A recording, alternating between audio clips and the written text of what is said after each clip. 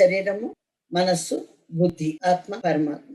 శరీరాన్ని కూడా కట్టేశాం, మనస్సును ఇక్కడ వచ్చిన ఆలోచనలు ఆపేశాం, దీన్ని కట్టేశాం, దీన్ని కట్టేశాం. బుద్ధి లేని పనులు ఎందుకు వస్తున్నాయంటే శరీరానికి కావలసినటువంటి కోరికలు గాని, ఈ మనస్సు ప్రలోభానికి కానీ, ఈ బుద్ధి దానికి జాయిన్ అయిపోయేదానికి దానికి లోబడిపోయి ఆ పనులన్నిటికీ కర్మలన్నిటికీ మూల కారణం అయిపోతుంది. అందుకే పత్రి గారు ముందు ఈ బుద్ధి మీద దెబ్బ కొట్టారు.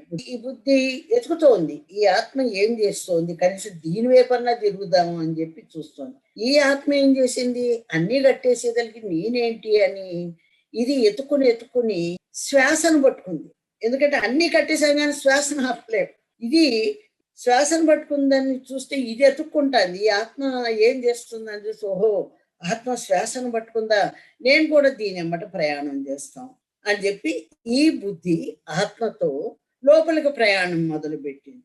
అప్పుడు కదా బుద్ధాత్మ ఏది